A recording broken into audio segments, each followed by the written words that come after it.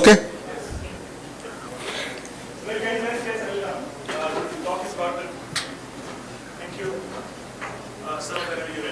We start? Okay.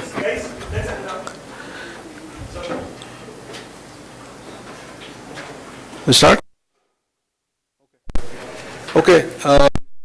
So thank you for taking time to attend this session. First session after lunch. I hope you all had a good lunch. I know it's going to be a challenge to keep you awake, but I only have a few slides, and then we'll do a demo. Some flakiness in the environment. We'll give it a shot. Srinivasan. I am a principal content architect at Red Hat. I've been in the industry for more than 20 plus years, and our group, we take care of training for all the Red Hat products, as well as enablement of our consultants, SAs, and all technical resources, associates in Red Hat. So my background has mostly been technical pre-sales, working with large enterprise projects, consulting around application development, DevOps, SRE, and that sort of things. And I've been using Linux and open source for a long time now. So what I like to do is try use free and open source software to solve business problems.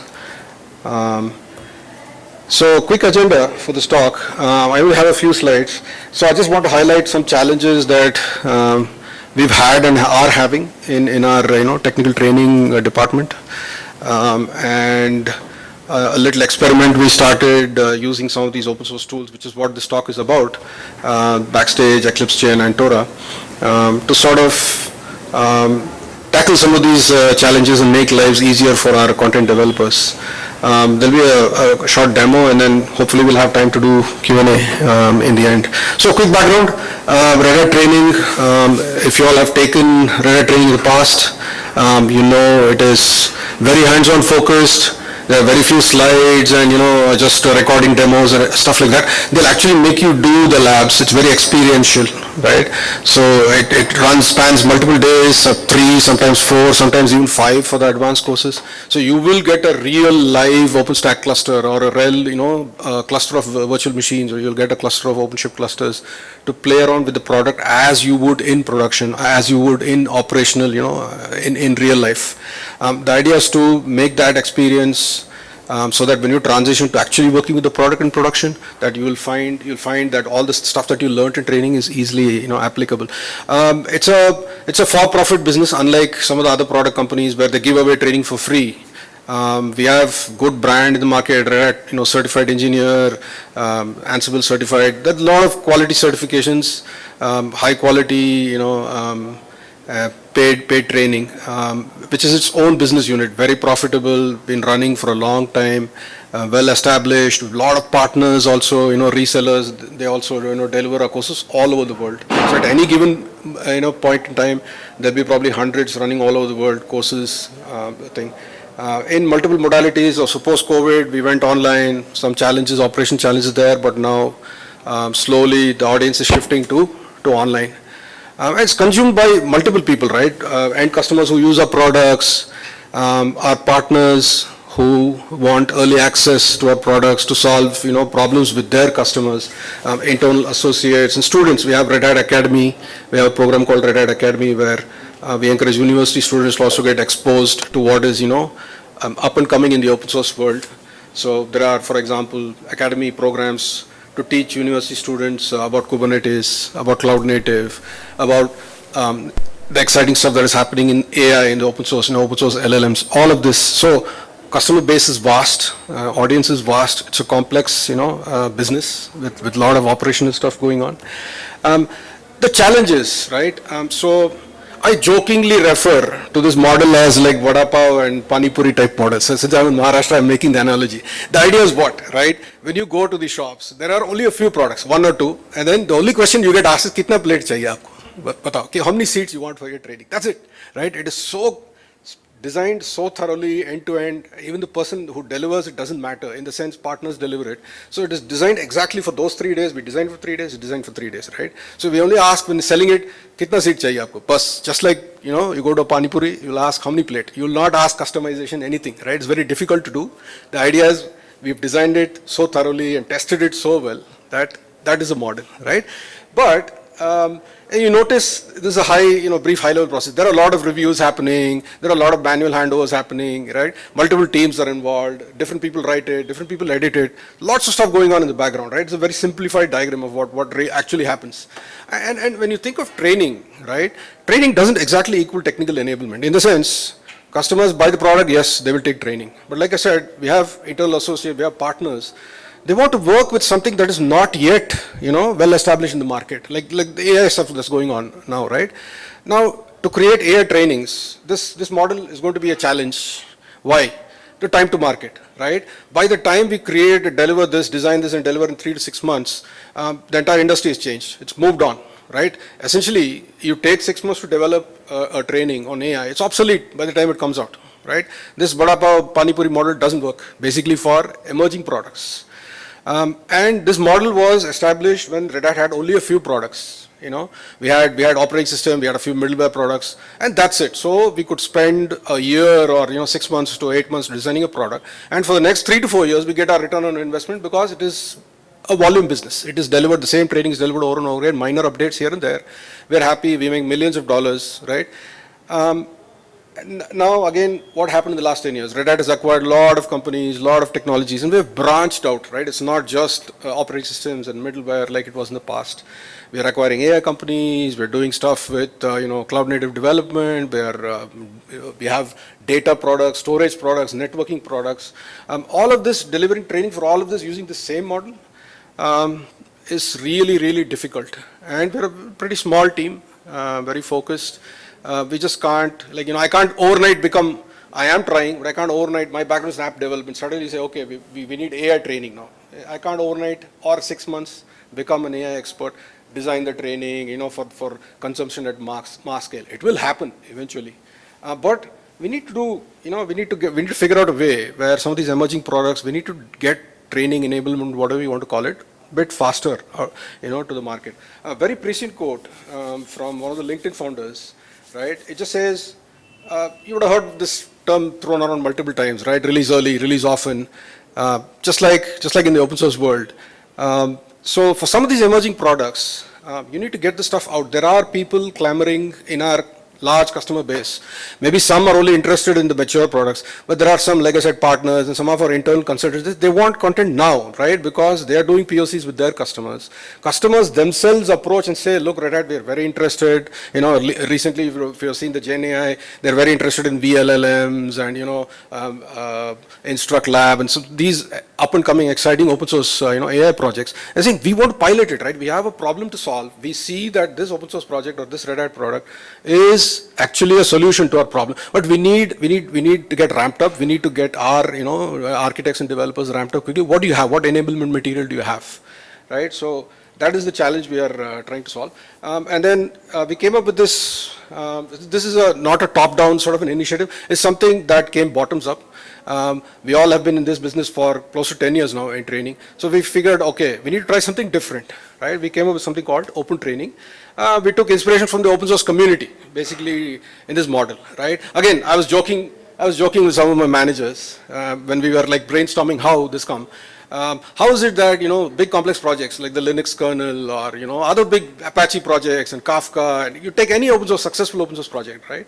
How is it that they're able to deliver without doing, stuff that happens in, enterprise companies like agile planning? Do they use Jira? Do they really, do they use these complex review processes and, fancy tooling? Do they use Excel spreadsheets and nice dashboards? No, they don't, right? They have people willing to contribute, right? Content technical folks. And then slowly it builds up and up and up, right? But a group of people who have an idea get together and they release something quickly, 6 to 8 weeks, few months, whatever, it doesn't matter, right? Point one version goes out, then they'll solicit feedback, right? So referring to the previous slide, that's a much better way to test out, some of this new training content rather than wait for, we'll go off, spend, months designing it, and we've lost the race already, basically. So the idea is, taking inspiration from the community. There are Red Hat associates all over the world, right, and partners who are sometimes working with some of these cutting-edge open source projects. Sometimes they are committers themselves on these open source projects. Can we enable them to write some sort of light, not the full blast, full quality size training, 3 or 4 days type, smaller chunks, something where they can get, they can contribute their learnings and quickly create some, hands-on in a much less formal, much more informal, easy to use process. So that was the thought behind this. And then we came up with this, again, headlined by another quote saying, okay, done, perfect is the enemy of the good, done is better than perfect, so on and so forth, right? That few things we had identified, pain points, when we were creating the big training, right? We wanted to reduce the number of reviews, right? Again, like I said, some of the people who contribute, they've been working with this product for a while. They're experts in this field, right? They're committers upstream to the project. So we don't need to, there's nobody to review. In fact, right? There's nobody to review their work. Where previously we had multiple rounds of reviews when the content was written. We needed to reduce the number of reviews and make it much more faster to automate. Right? We tried this experiment initially where we said, okay, you will have to come join our Jira board and, do stuff here and, all our process. They're not interested, right? They belong to a different team. They don't report into our management, right? They belong to a different team. They have their own priorities. They are doing this on the side as a voluntary basis. So the more process and overhead you throw at them, they're not going to be interested, right? So we want to make it simple, they're used to a certain type of tooling. Right? Previously, the Red Hat training courses, they use DocBook XML and much more enterprise tooling that is focused on mass consumption, right? We needed to give, but developers usually like to work with Markdown or ASCII doc, right? They like writing in VS Code locally. They like working, experimenting with multiple open source things. So we can't straitjacket them and say, okay, create only using these tools, right? 50% of them are just going to walk away saying, sorry, we can't contribute, right? So we wanted to use an open, collaborative, community-oriented development process, shorter iterative releases, more releases, feedback, the feedback loop, so on and so forth. And also we wanted to kind of expand the modality. We've always been, if you take a Red Hat training, it's always been like, okay, you have some lecture content, then you have some labs, and then at the end you do this big project, mini project-like thing where you integrate all the different things you have learned. We want to try, shorter format, maybe blog article type things or short video recordings. Essentially something that can be consumed, in a few hours, say, right? If somebody wants to learn about a thing, rather than let them take a 3-day or a 4-day course. So that's the idea behind this. More quotes. What we thought about, what is it that we can do so that we don't, put impediments in their way, right? And we felt, okay, developer self-service. These are terms you'll see, nowadays being thrown around, right? Platform engineering. So we wanted to do something similar for our particular thing. We're not writing applications or anything like that, but we thought this is a good model to also do open training, collaborative, enable people by giving them some sort of self-service. It's like basically, the difference between high trust versus low trust. In the sense, you give them all the tools, you trust them that they won't misuse it, right? And then you get out of their way, basically. Rather than say, okay, you want to contribute, okay, go to this page, fill up this form, send email to this person, do this, and then we'll interview you, and then you'll have to submit a document, and then 3 more people will interview it. So by the time you finish all these processes, you've lost that window, right? A consultant is maybe on the bench for a few weeks, and he wants to contribute. By the time you have done all these things, like manual processes, you've lost, the window of opportunity is gone. He's going off on another project, or the contributor is busy, coming to a conference like this, preparing, he's busy, right? So we wanted to get stuff out of the way, automate as much as possible, right? And some of the tools we used to experiment, to come up with a solution for this. Backstage is an internal developer platform created at Spotify. This is our call it something like where it's a portal. I'll show you in the demo. It's a portal where we can just rather than have people manually go create GitHub repositories and give them a big document saying, okay, do this to get the tools ready. We wanted to sort of automate this process. Eclipse Che is a web-based VS Code IDE Another problem we've had in the past is Red Hat, a lot of Red Hatters use Mac, a lot of Red Hatters use some Windows, some of them use Linux, and different types of Linux. Getting the tooling working is a huge challenge. So we wanted to reduce some way, give them an easy one-click button where, an authoring environment where they don't have to install any tools basically. Otherwise we were dealing with, I run Arch Linux, he runs Ubuntu, so this doesn't work. Or this version of Node, our tooling is based on, JavaScript Node. This version of Node, there's a mismatch, or on Mac, this doesn't work.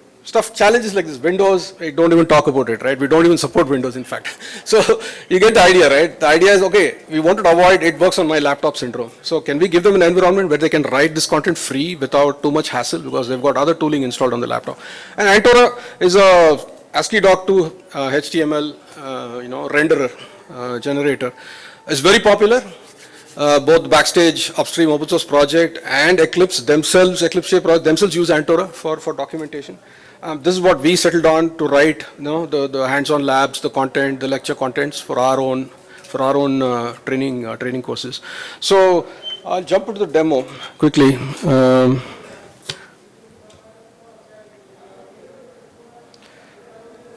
Is it visible? Okay. So this is Backstage, right? I don't want to get into all the features and stuff like that. I just want to show you what we have used it for. So like I said, it's an internal developer platform where you can track any asset, right? Code, APIs, your AI/ML models, anything that you can think of, right? Looking back at the history where this came from, this is developed at Spotify, right? And Spotify is kind of the stuff I earlier talked about, open collaborative approach, high trust culture and things like that.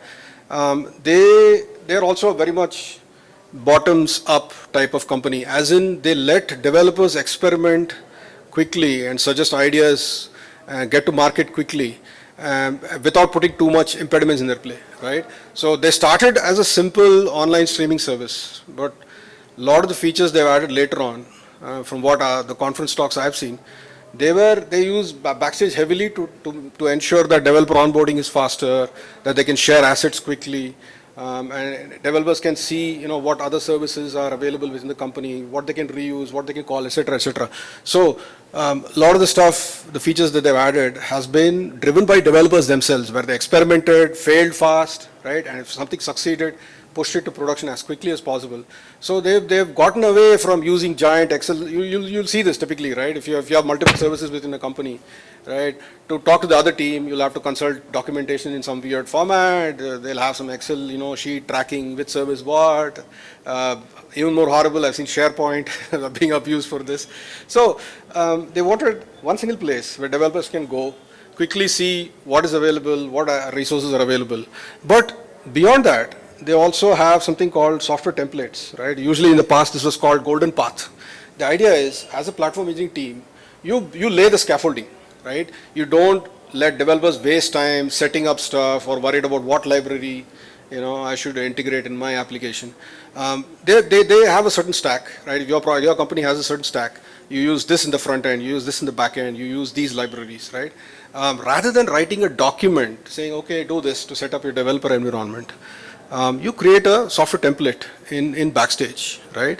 And then at the click of a button, everything is scaffolded, the Git repos are created for you automatically, right? All the jobs, CI/CD jobs, everything's set up for you automatically, right?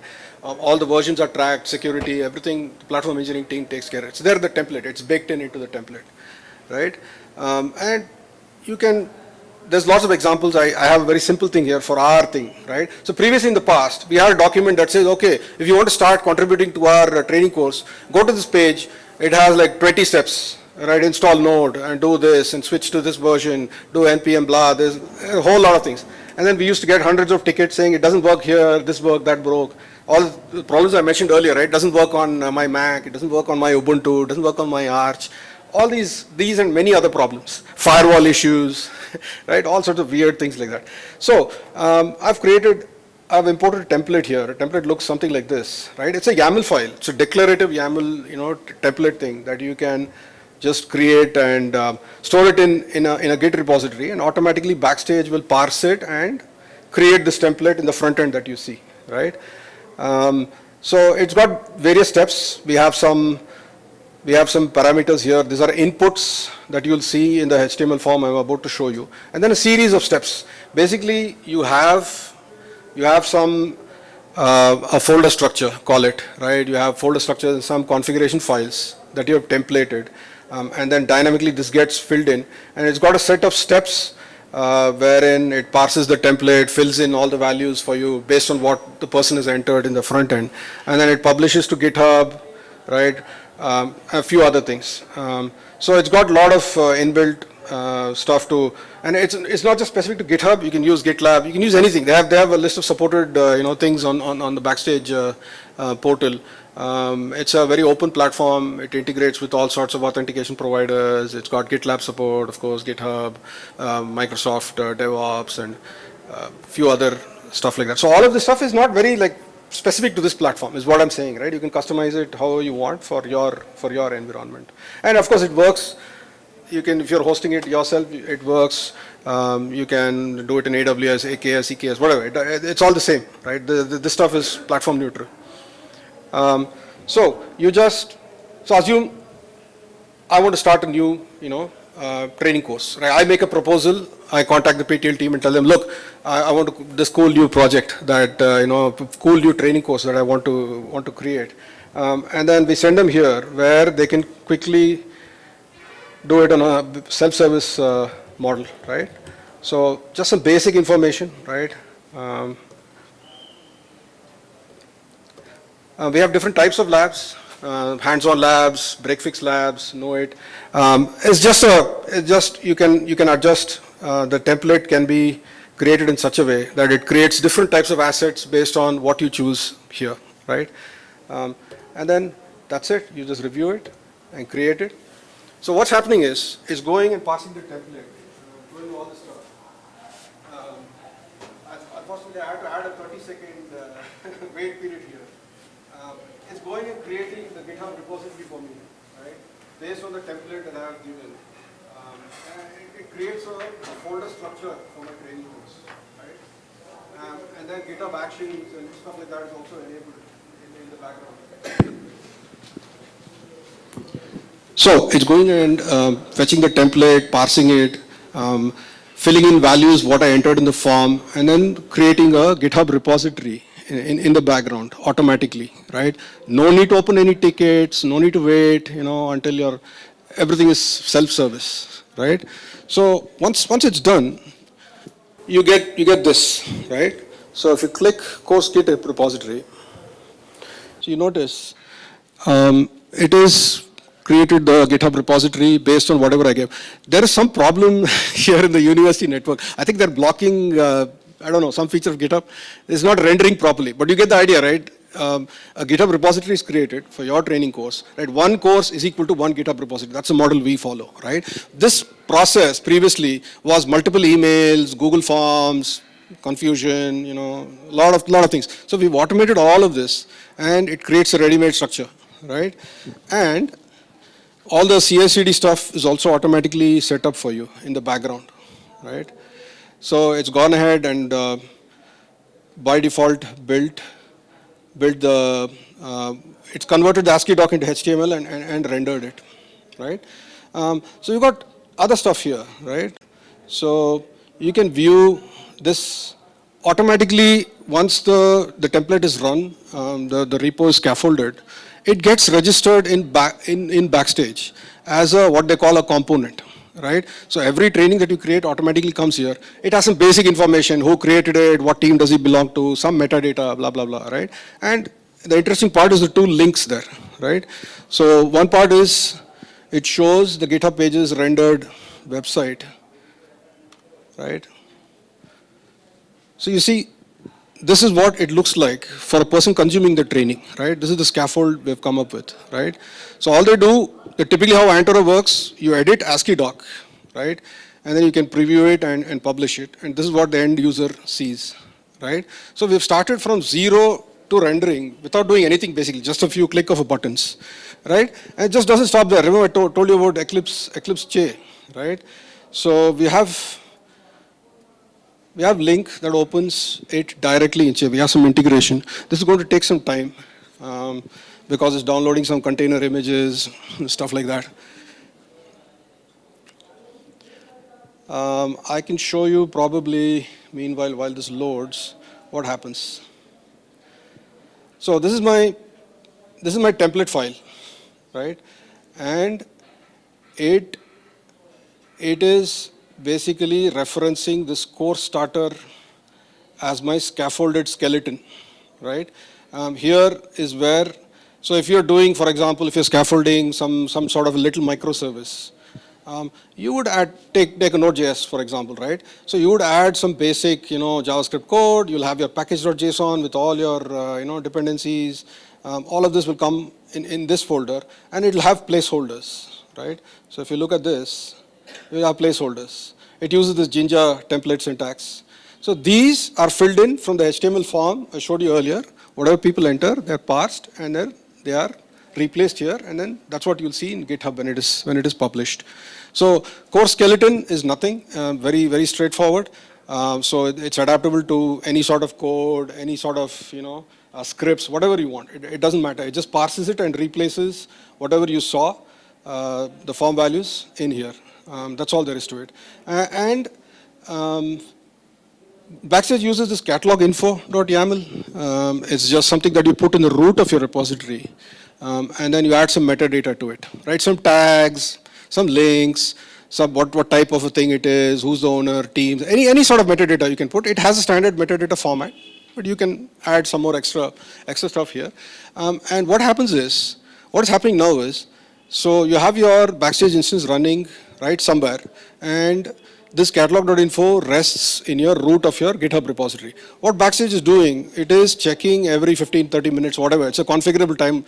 It checks that if there are any updates to this, and then it updates the catalog automatically. So if you are bringing something into Backstage, there's no manual form entry, add a new item or anything like that. You just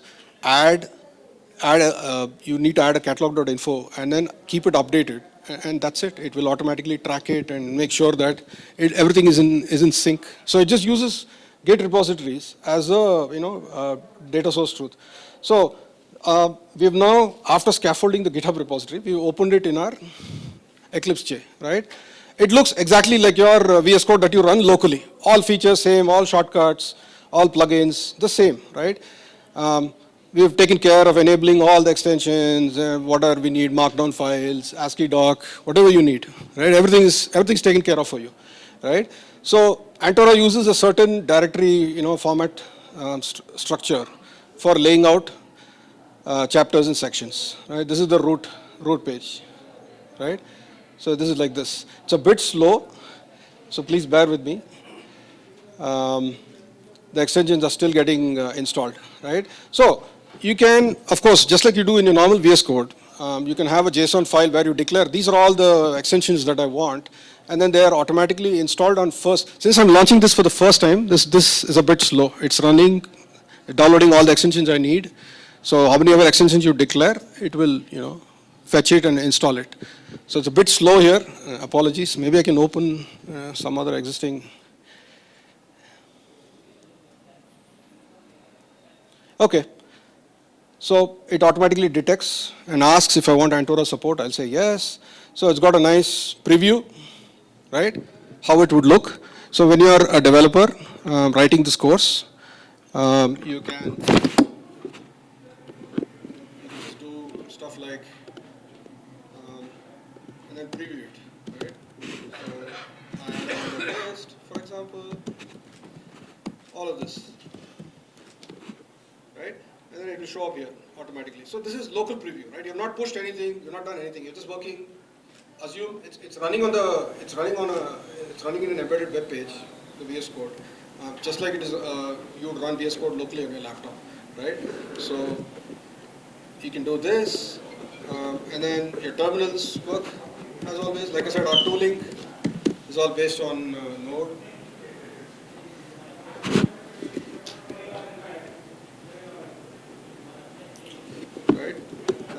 And then we have some commands where we have a watch command which watches ADoc, your ADoc, .adoc files continuously and keeps on updating it in real time. We also built in a nice little web server where you can preview stuff. Right. So what did I just do? Right. Just like you would use on VS Code, this extension. I made some changes. Now I'm testing it. Still local. Right. You notice the URL. It is doing a localhost proxy, basically just like it would run on your local laptop. It's doing a localhost proxy, port forwarding, and then showing you how it would look, right? This also, just like the preview mode, you can just make some more changes, save it, and should show up here, right? So before you commit anything for it to get rendered, you test all your changes, you add diagrams, whatever you want, add text, add steps. So all of this is automatically taken care of. I've not installed anything on my laptop, right? I'm doing everything using the Eclipse Che web ID. More stuff, just like you do. You can either do command line, but I'll just use the VS Code,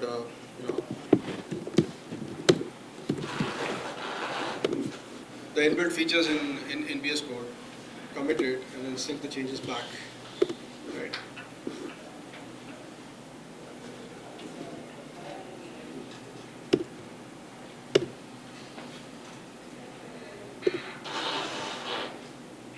Okay. They're blocking something in GitHub. But you get the idea, right? Our change, our committed, the push, everything you do from your Eclipse Che. The jobs are run automatically, right? Well, it's still running. And then if you come back,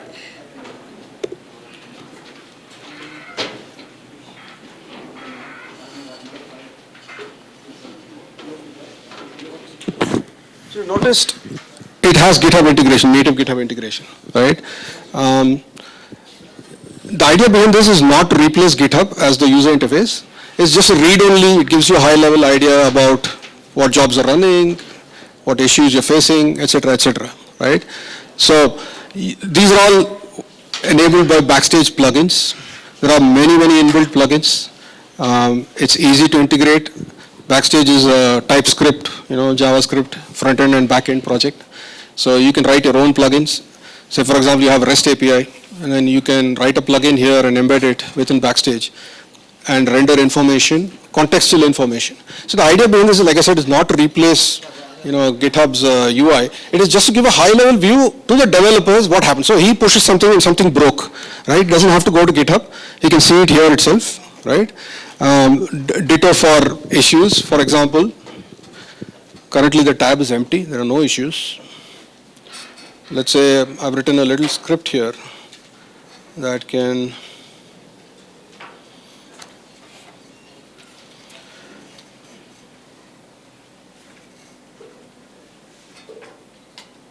there you go. So it shows at a high level what issues are there. So the idea is individual contributor creates a course, and then he takes ownership to fix any issues that are reported by the users. And again, the idea is you just show at a high level what issues are outstanding. It's like a dashboard, for a developer. As soon as he starts his day, okay, these issues are there. It gives you a glance, right? And once you click in, obviously it will take you to GitHub. But the idea is, okay, very high level, you get to know what issues are there, what jobs ran, what jobs failed, stuff like that. It can even give you some basic information, like what parts ran, where it failed, at a very high level without going into GitHub. All of this, of course, it has not only GitHub, it will work on GitLab and other providers also in the exact same way without you don't have to do anything specific to GitHub or GitLab to get this working. These are all Backstage plugins basically.